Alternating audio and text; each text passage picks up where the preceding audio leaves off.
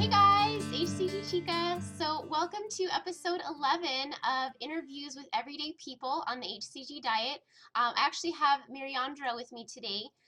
One of the reasons that I really like her story, she's actually still on her HCG weight loss journey, but what I really like about her story is the transformation that she's been having to go through with her relationship with food especially. And I like it because it's something that I had to go through as well.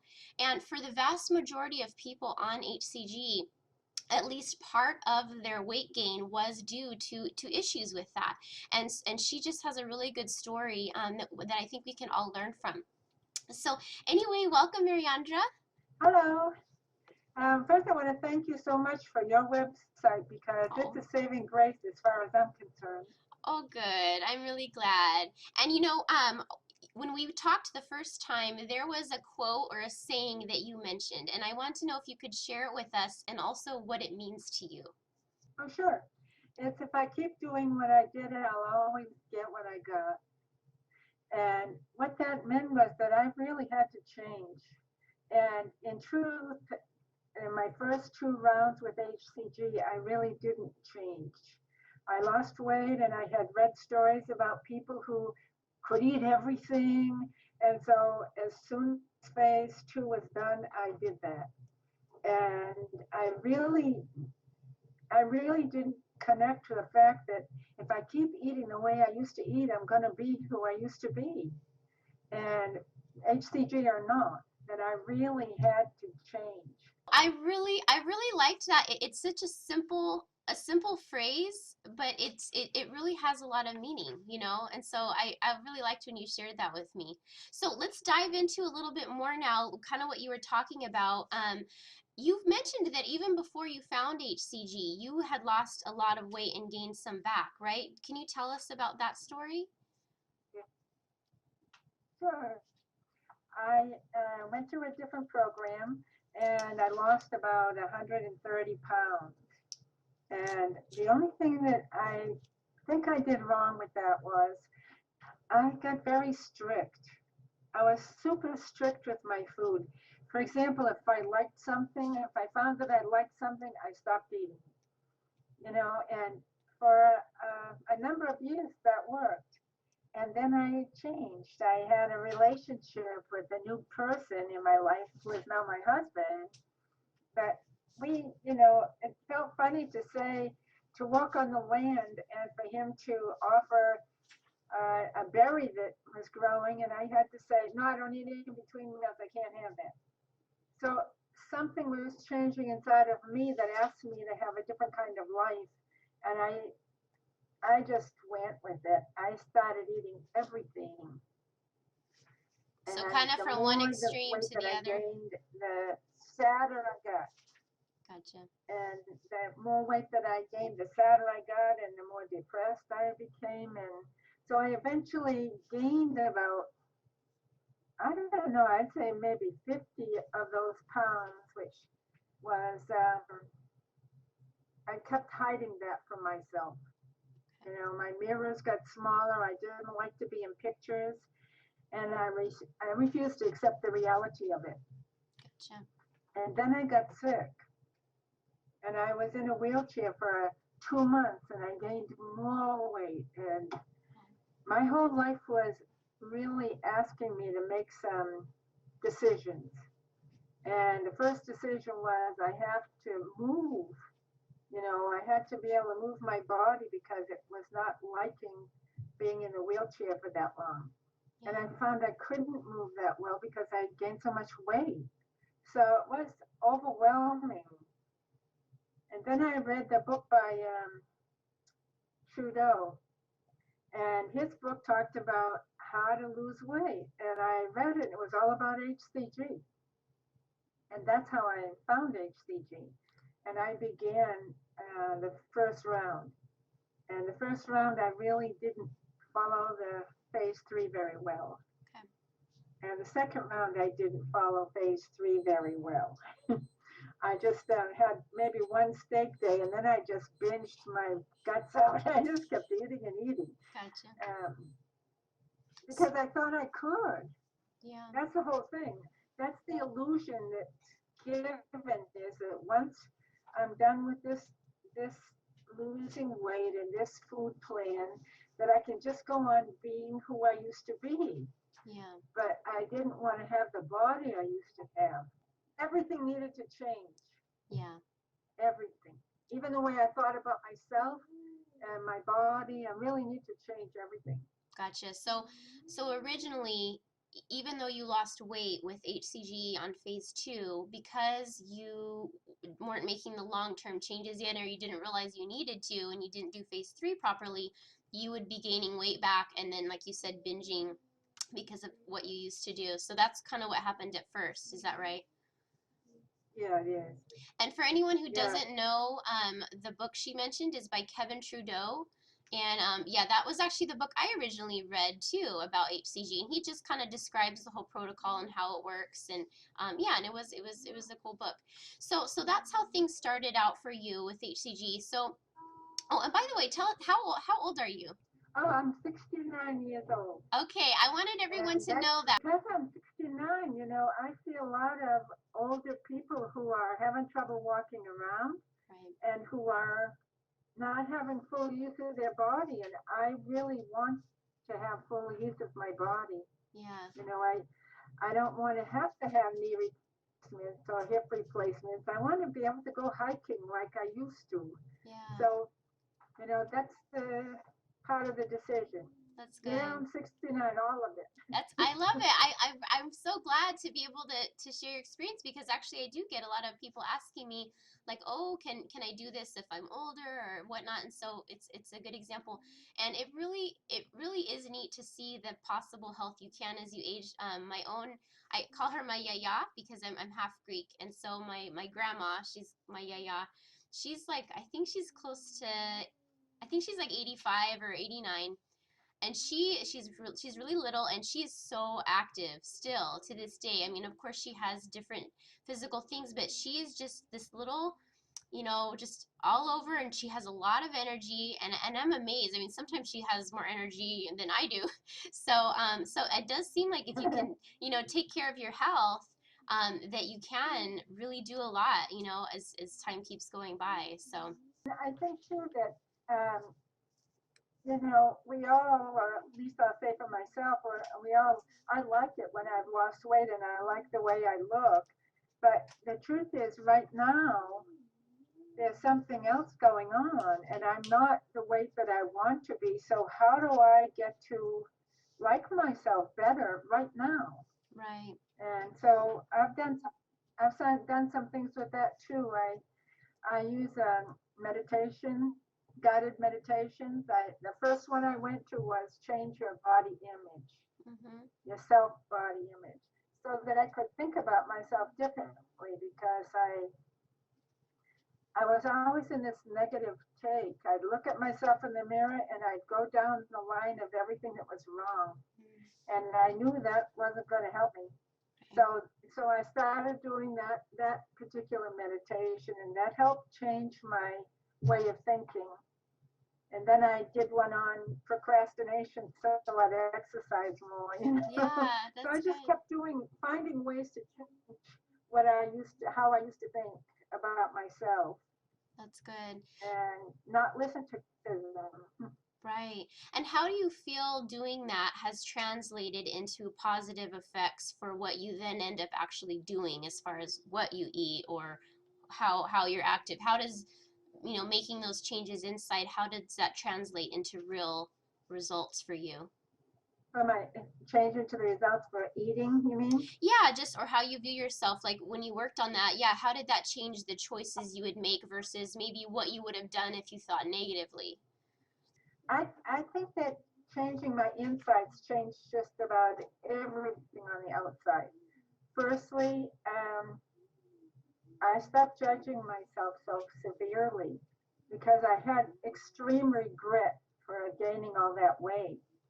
And secondly, I started being more cheerful in my life, with other people and with Yeah, my husband. yeah. And that uplift, I think, let me know that I could do what I wanted to do about food.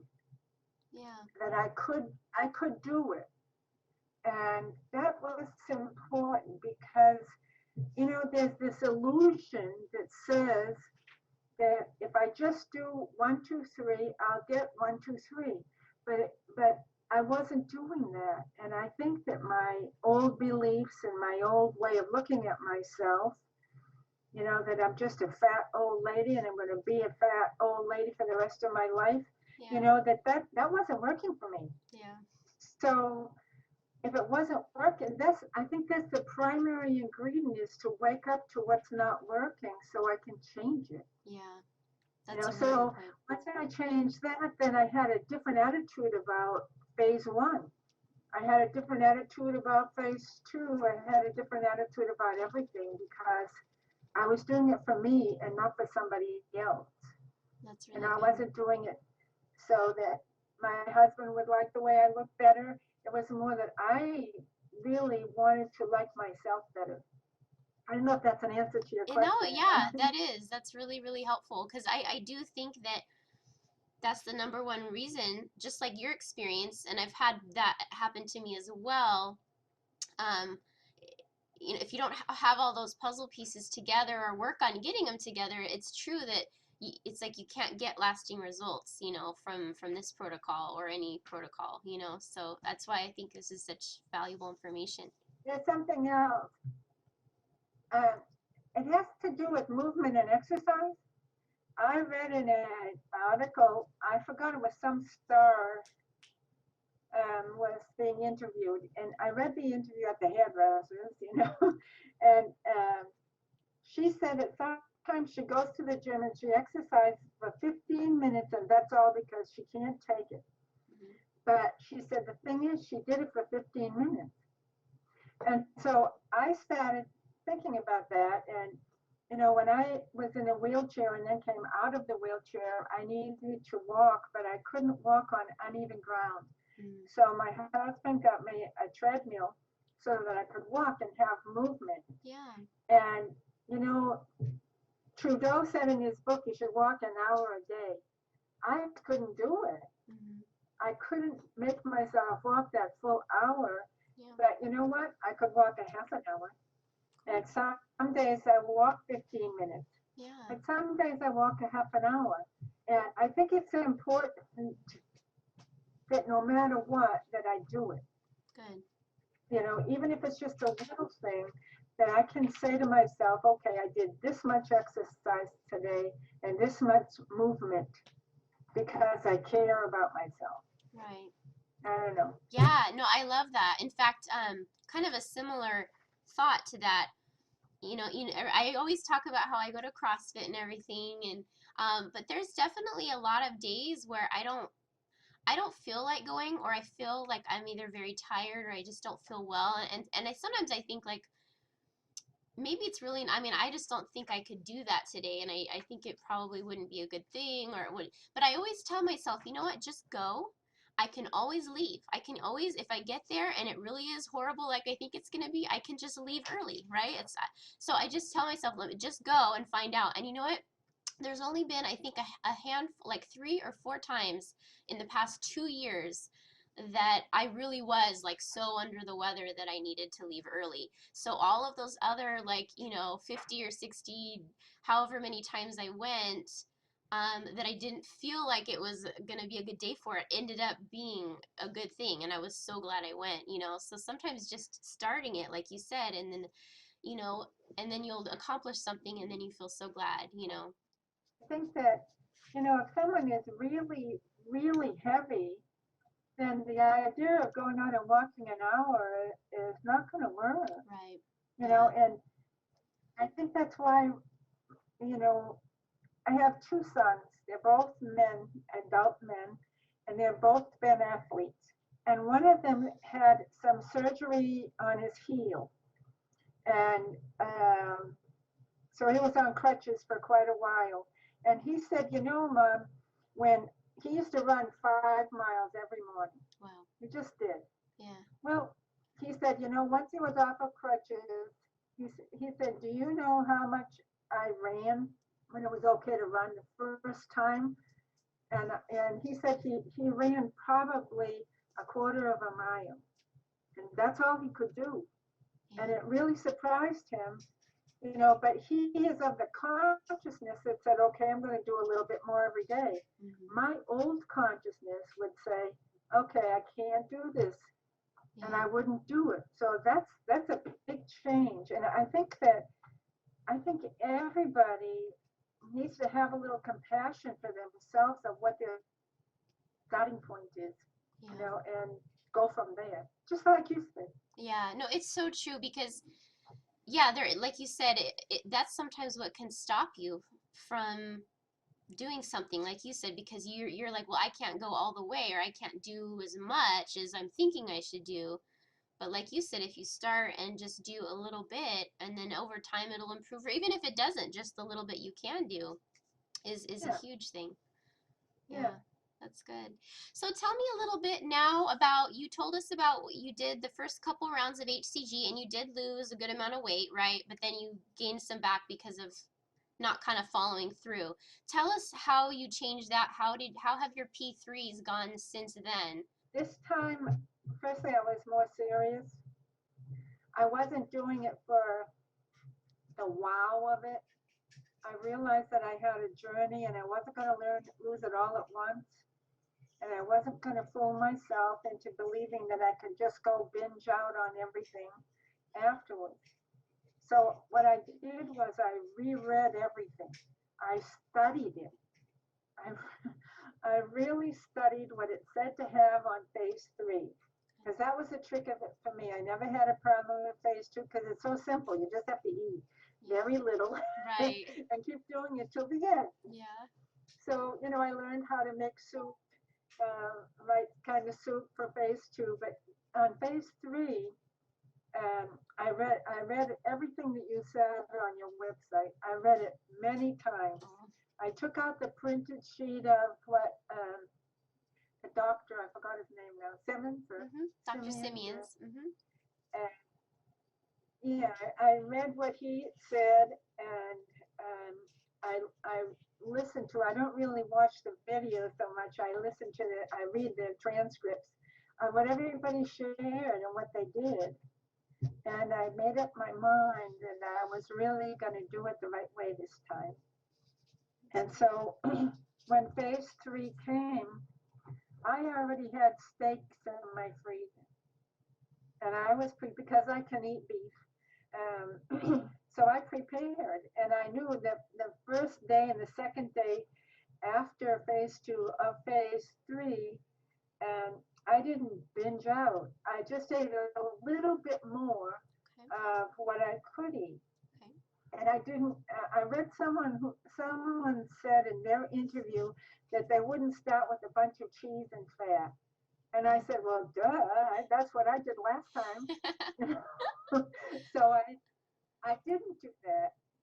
And, every time that my weight went over that limit, I had a steak day. And in the first 2 weeks, I probably had 4 steak days. And I wasn't really doing a lot, but I was determined to succeed with homeostasis. Yeah. That I wanted to help my body come back to its right balance. Yeah. And so that's what I've been doing. And my beginning of phase three was in November of last year. Okay. And now, actually, I'm getting ready this weekend to do another round. Cool. But between then and now, I've really been careful about um, what I eat. I eat just about everything except what I'm allergic to. But I just pay attention. And and the other thing that phase three helps me with is because I came off of phase two, phase three, you really can't eat a whole lot and not realize that you're full. Mhm. I Right. mean, it's just so when I was full, I started leaving things on my plate, Cool. which was something new for me. Yeah, that's really good because actually that's what Robin Woodall talks about in her book, Weight Loss Apocalypse, about eating to hunger and using the hunger scale. And it's true. I've tended to overdo P3 as well. Even though I've always done it strictly, I probably tend to eat too much. So like you, I would have to kind of correct and but it sounds like this time you were a lot more strategic by gradually increasing calories, and I do think that's the smartest way to go because it's true you've been eating so little. Even though when you get off HCG, you're going to be more hungry because you don't have the hormone anymore. You're still not going to be like needing to eat as much as before because you're still your body has to readjust to eating more. So it is true you get fuller faster than you think, and that's cool you were aware of that and then ate accordingly, you know. So For me, once I started practicing stopping when I was full, it was easier the second time and then the third time. good. So it became And more of a sometimes habit. I realized that I was full and I would have stopped eating, but I realized it. And that was an important awareness because once I had the awareness, then I could make the choice. So the next time I realized, okay, and I said it even before I started eating, Yeah. was today, when I'm full, I'm going to stop. And I'd say very basics, just like you would say to a child. Yeah. I said to myself, okay, I'm going to stop eating when I'm full, and if I want to have more later, I will. Yeah. You know, then the food is going to disappear out of my house. Yeah. You know, I'll be able to have some later, and I just kind of talk to myself that way. And when I got full, I stopped, That's really cool. and it surprised me. That's really neat. It surprised me. I could stop. So Felt pretty good. that's great. So you told yourself those things as you got full. Was there anything else that you had to do to like divert your attention at the beginning, or like distract yourself with something else, or just telling yourself that like to make sure that you didn't keep eating? Um, I think I also put less on my plate. You know, I put Yeah, less food on my plate to start with, and good. what I did was I realized that there was I call I say the old me. The old me piled her plate up with food. You Yeah, know, once that first spoonful went on the plate, it just kept going and going. So I started thinking, and I guess now that I'm saying this, I better pay attention to it. I started thinking, if I were my goal weight, what would I be putting on my plate? yeah, You know, my goal weight doesn't mean, oh boy, I'm at my goal weight, so I guess I can eat everything in sight. yeah, It's more that my goal weight says I'm a changed person. So if I'm a changed person, what do I want to put there? And I said, when we go out to eat, I started paying attention to what different people were eating. And yeah, I saw the very heavy people pile their plate up, yeah, you know, if it was a buffet. And I noticed some people actually got a little salad and went and sat down and ate that first. mhm, And then they went and got something else. And I realized that I had never done that before. mm, You know, I got a salad and then I got another plate. And so yeah, that was the different awareness, you know, that I could be um, less frantic about food. And, mm, you know, I didn't think I was frantic, but if I pile my plate with food, I'm frantic. gotcha. It says, oh no, I won't get enough.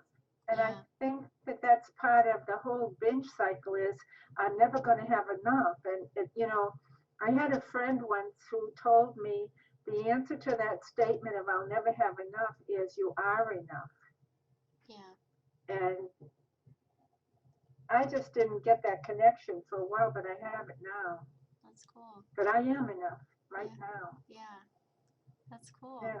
Well, let's dive into that a little more regarding binge eating, sugar addiction, allergy foods, because like you said, there's the mental aspect of changing your mind, but there's also a logical aspect, and we talked all about this. How removing allergy foods changes your cravings and stuff because people need to they want to know too like well how do I make that change, so part of it's that mental part that you mentioned, but talk about the whole logical aspect for you. You know, that's an interesting thing that the foods that I am allergic to were the ones that I was most attracted to before. Yeah, So I mean, one example is pastry. Mm-hmm. Give me a good pastry that's made with wheat flour and milk and sugar and Yeah. all of the things that I'm allergic to. And that's what I used to binge on. The truth is, now it's a different kind of choice because I know that if I have that, I'm going to end up in the emergency room. So it's a different type of consequence. Yeah. And I find that interesting. I Yeah. find that very interesting that what I'm allergic to is what I used to binge on all the time. Yeah. Maybe my binging on it all the time caused my allergies. Maybe my body reached a point where it couldn't process it anymore. Poor Yeah. thing. I mean, you have to love your body. Yeah. So then for you, you used to eat it and it affected you by making you kind of binge and gain weight. So it was it only after taking it out for a certain period of time that now when you have it, like you said, your body has a really strong reaction. That's because you took it out of your diet for some time. Yeah, it Yeah. was out of, well, that's the whole thing. On phase two, I didn't have milk. I didn't have any milk products. I didn't have any wheat. Yeah. And so that's to me why I had that extreme reaction. Yeah. And I want to break into and It was a mention big, uh, I wanted to break in too and mention that, some people say that, like later, if they find they can't tolerate wheat or dairy or something, they might be like, oh, well, you have to eat all the different food groups on phase two, and if you didn't, that's what's causing the food intolerance. I've heard people say that, but I can vouch that that's not true because I had dairy on my fifth round, my last round. I had yogurt, Fage yogurt every day, on that round. And I still came to find later that my body does not tolerate dairy well. And that's something that I could tell. I just didn't digest it well. So I don't feel that there's a correlation between what you eat on P2 and then you being able to tolerate that later myself, just because of my experience of there's foods that I've had on HCG that I didn't tolerate well later, and then foods I didn't have that I tolerate really well. So, I just wanted to kind of throw that in there. And then the other thing you mentioned, Pinterest. So for anyone else who wants to check that out, because I agree, finding replacements is such an important part. It's you don't want to just cut stuff out, you have to replace what you remove with healthy and happy things. So my Pinterest is pinterest.com/HCGChica. I have a grain-free, sugar-free board that I've pinned a bunch of recipes that I've checked over. And also there's a P3 recipes board. And I always make sure before I pin anything, I look at all the ingredients and make sure that they actually do fit into the rules for phase 3. So when you look at that board, you can trust that, like, yeah, I've already checked the ingredients for you guys in that regard. So it is a nice resource, Pinterest. So I'm glad you mentioned that. You know what I wanted to ask you? You said that you did some steak days this past P3 because you were really trying to be strict. Tell me how they felt. Like, what was your experience with the steak days? What were the results? How did it feel actually doing them? well, I didn't have a problem with steak days actually because I was really determined to succeed with homeostasis. Yeah. So it wasn't a big deal to not eat until 6 o'clock.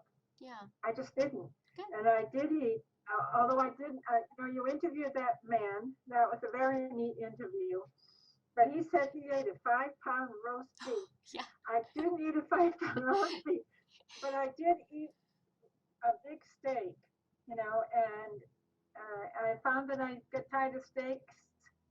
So I had hamburgers and I cooked, Yeah. hamburgers. But the next day, you see, the payoff is the next day when you weigh yourself, you're back to the weight that you want to maintain. And so I just kept that. That's So, good. once when we went to Thanksgiving, we went to my oldest son's house and all family was there and I was careful when I was eating, but I didn't weigh myself while I was there. And I actually did not weigh myself when I came home because I knew I needed a steak day. Yeah. So I did a steak day. Good. And I actually did 2 steak days in a row Mhm. because I was determined to bring it back. Yeah. And then in this phase 3, I had a surprise. I actually went 1 pound below my weight that I was trying to maintain. Yeah. And I thought that was a riot, Yeah. because I wasn't trying. And actually, what's been happening now is um, I eat basically what I can. I mean, it's not like I'm very, very careful. I just pay attention. Yeah. And when I weigh myself, I thought, like the other day, we had some rice pasta with sauce, and we had a little salad. I forgot what else we had because I really like pasta. Yeah. And I sometimes have miracle noodles instead because I liked it Yeah. so much. But the truth was, the next day I hadn't gained an ounce. Now I thought something was wrong. Like maybe the scale was off, Yeah. but it wasn't. Cool. So that told me that I actually was succeeding with the balance or the homeostasis, that I was successful in that. That's great. And that's what I like about that day. The steak day to me is a guarantee that I'm going to be able to maintain the weight that I lost if I just keep going with phase 3. Right. And that's what I'm doing because I'm really, I don't want to go back to what was. Yeah. Right. I just want to keep going. And I hope that everybody who goes to your website gets that. Yeah. They don't ever have to go back to keep gaining weight and feeling bad about themselves. That there is an answer, and there's a wonderful HCG community. Mhm. And there are other communities around too, of different programs. But I think whatever we do, I want to hesitate to say the word try because I want to do. Yeah. Yeah. Um, I, I had a person who used to say to me, trying is lying, doing is the real thing. That's a nice phrase. Whatever we do, I think it is. And it's whatever we're doing, I think it's important to keep contact with others, even if it's to go to the website like I did. I almost know all those interviews by heart, but I'll tell you what, I get inspired every time. Mm, And that's food for me. that's good. That's a different kind of food.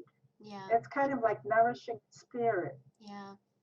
I agree with that too because sometimes when I get really excited by something, like I love to learn, and when I'm learning, like, or being inspired by something, it almost feels like physical food. I mean, the satisfaction it gives me in my brain, I mean, it's almost like eating in a sense, where it's just so fulfilling. And I think we all need that, and for each of us, it might be, different things that give that feeling, but finding that, yeah, I think it's important. That's good. So you've been pretty stable now since November. Um, you said your P3 started November and now it's the end of January. So your weight's been pretty stable and it sounds like you've added some starches, healthy ones in moderation, the ones you're not allergic to. And things are really stable for you doing that? They really are.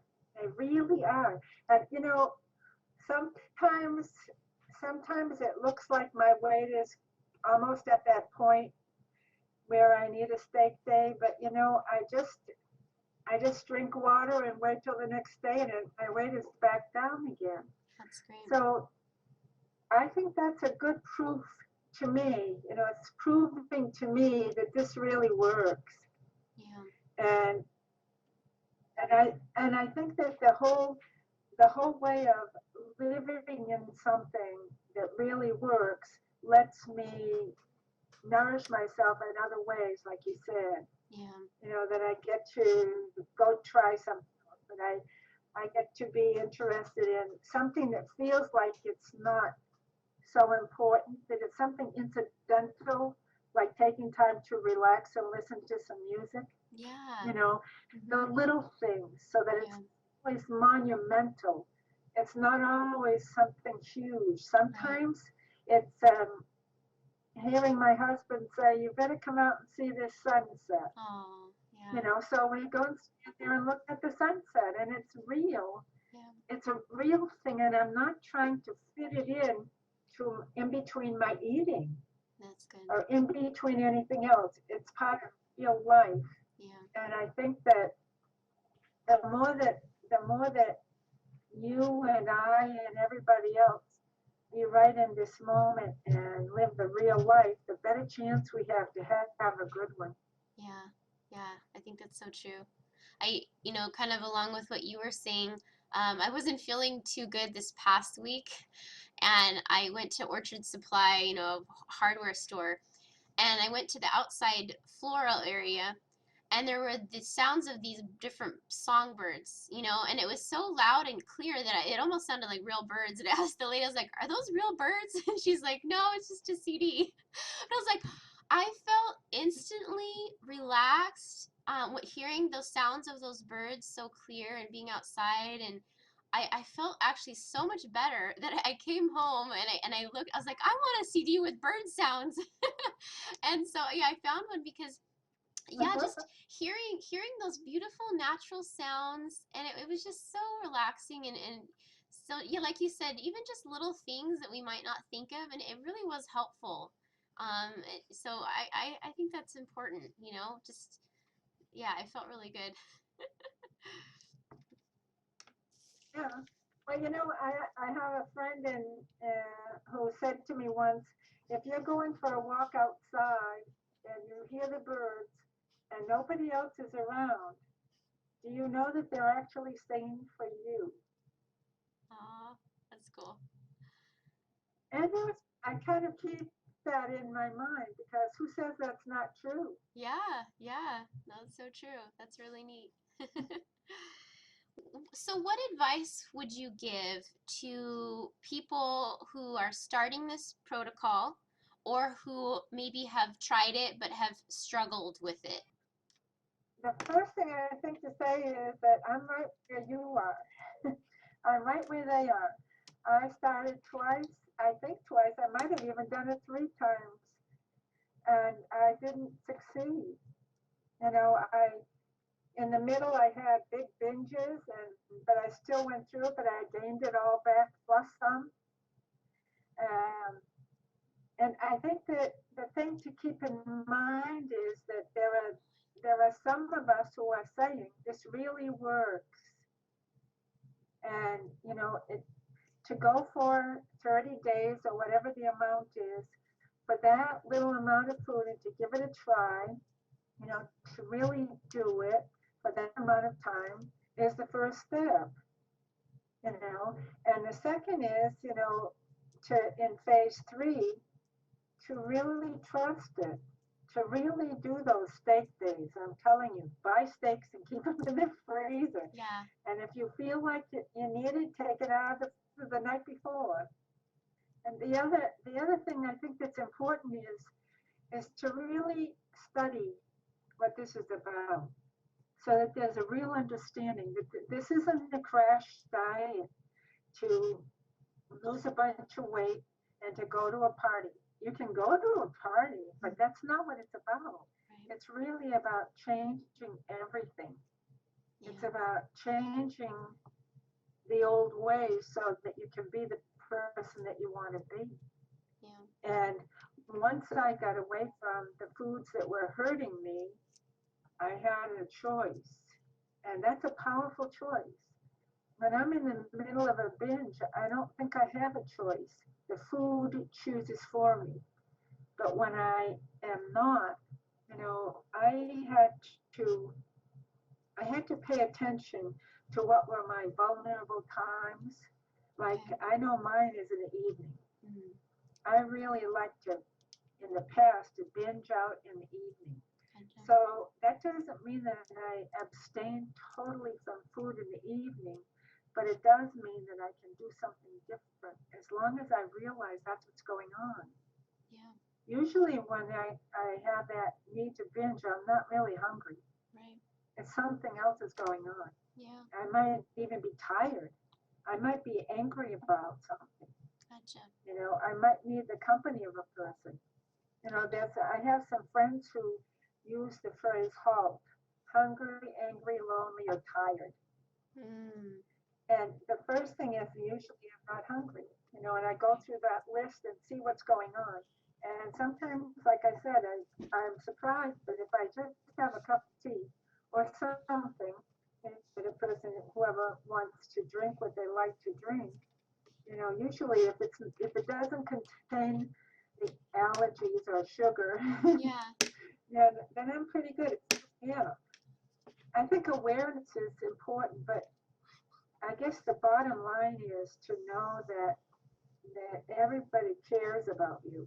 That if you're trying to do this, that there are a lot of us who are doing it, and we care about you, or we wouldn't be doing these interviews, and you wouldn't have your website, and people wouldn't be sharing on Pinterest. That Right. that we're in this together. Nobody's alone in this, Right. and I think that we're all reaching our hands out to say, come on along. Right. I mean, I reached out and took Rayzel's hand, and she said, come on along and do this. And I saw her pictures, and I was impressed. She succeeded. So why couldn't I? Right. And I said to everybody, why can't you? I wanted to say I love what you said because it's so true. Like, if I can do it, you can do it. If you can do it, other people can do it because once we start becoming a part of the community, you realize like, oh, I am not the only one who binges on sugar, who has binged on sugary foods, or who lost a bunch of weight and then gained it all back, or I think it's a wonderful realization where all of us are willing to share these actually pretty personal stories to the world, online about, things that normally you'd be horrified. There's women, they share their weights, on Instagram. People are, you know, they share, I'm 200 and something pounds, and I'm losing weight on HCG. And I think for a lot of people, it's scary to think about sharing that publicly at first because you feel, people that I've talked to, they feel horrified, like, oh my goodness, but you're not the only one. There's a bunch of women out there. We've all been experiencing similar things, and when we share it, um, it's so encouraging to other people to see them make the progress when they've had the same problems. So I really like, yeah, I like what you shared. Let me ask you Sure. my question to you.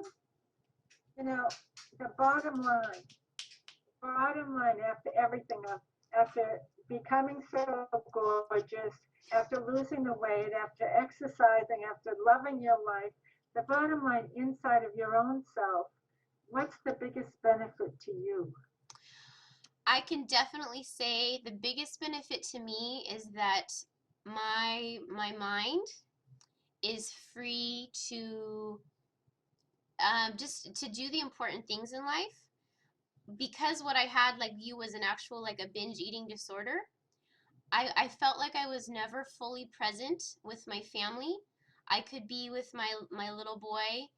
I could be trying to enjoy an evening with my husband. But if I hadn't had my sugar fix for the day, I would be completely distracted by feeling like I need to go to the store and buy a whole box of cookies and eat it and also do it in a way that no one knows and hide it. And it was a horrible feeling. And then, of course, after I did that, I was consumed by guilt and just yucky feelings for doing that. So it was just like I was never present.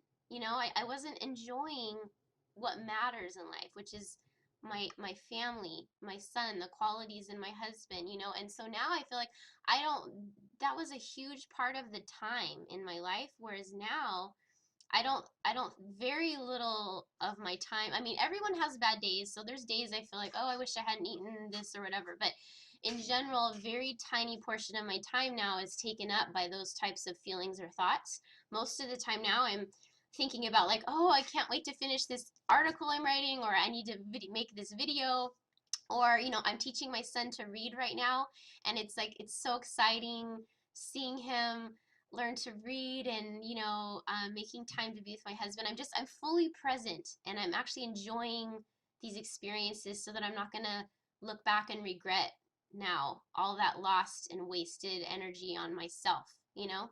So that's for me. That reminds me of the statement that some friends and I say together, and that is that my worst day today is better than my worst day and when I was binging. Yeah, yeah, yeah. It's so true. Whatever, yeah.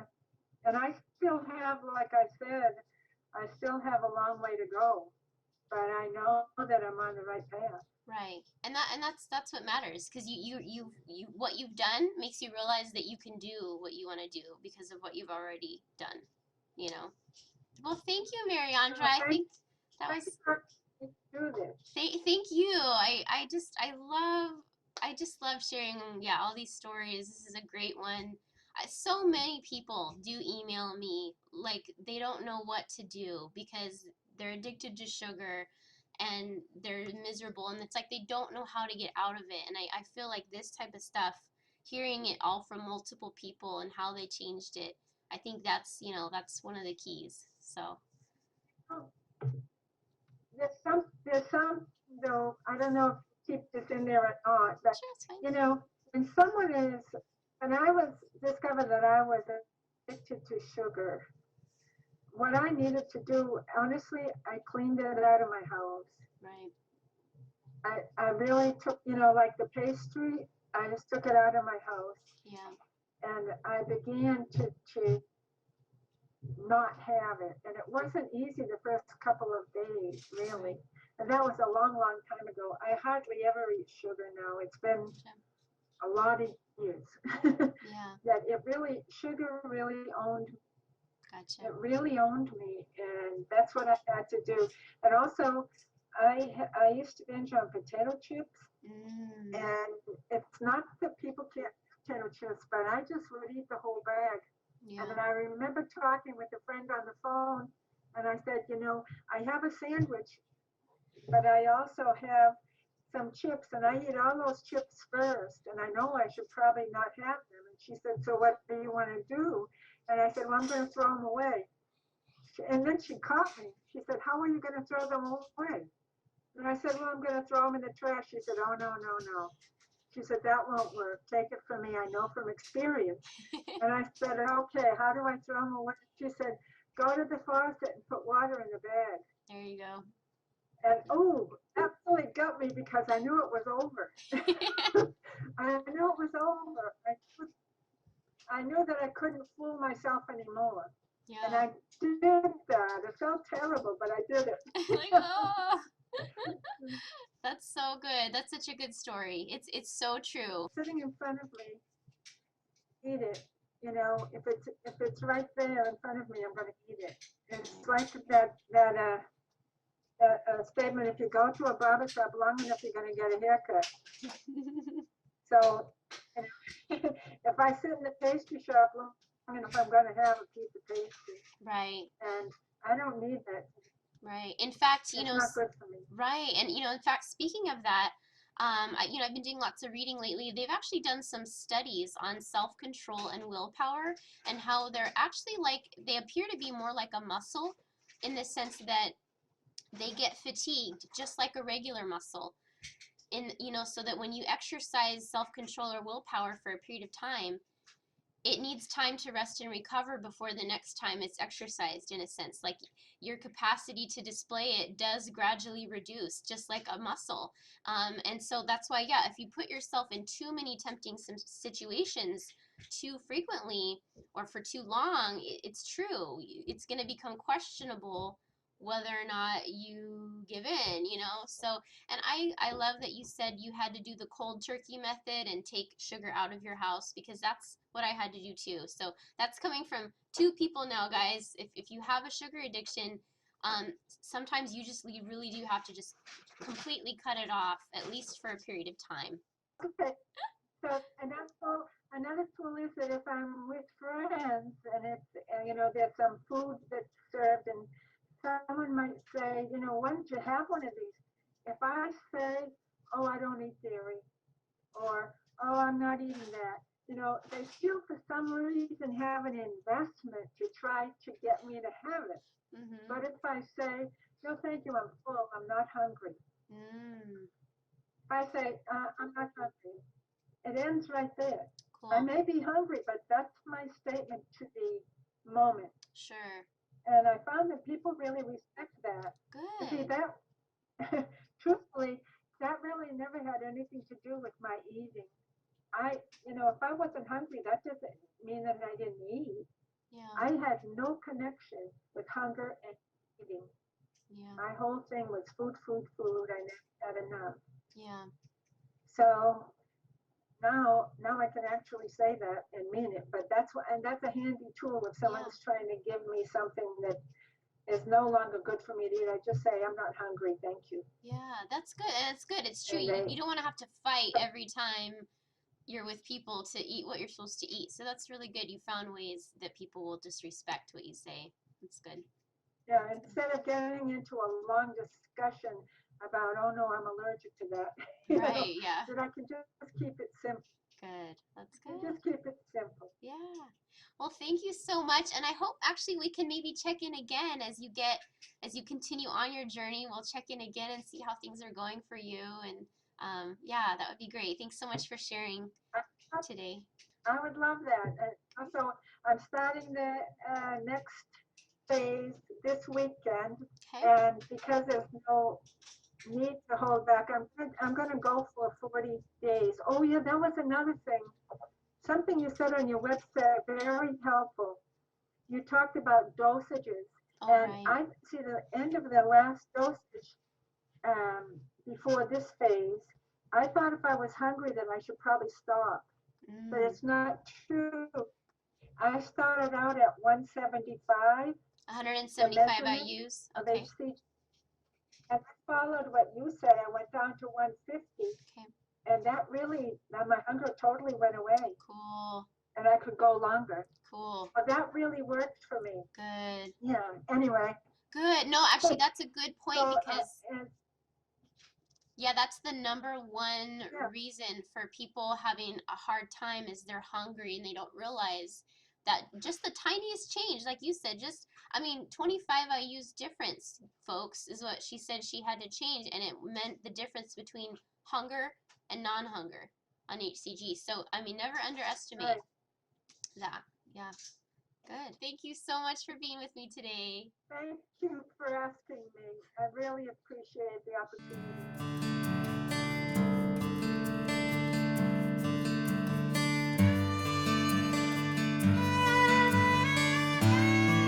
Yeah, I agree. And the little guy behind. Hey, Henny Ben. I was just so frustrated that Oh, 1 second. the hose in my sawhorse is not working. Oh, I'm sorry. Well, I would definitely love to help you with it when I'm done with this interview, okay? Okay. Maybe you can find another activity to do in the meantime. You want to sit with me? Okay, you have to be quiet. See your interview. Okay, but you have to be quiet, okay? I don't know if you can handle this. Okay. That's all right. Right. Okay, Nolan, You stop. have a very active little voice. He's very active.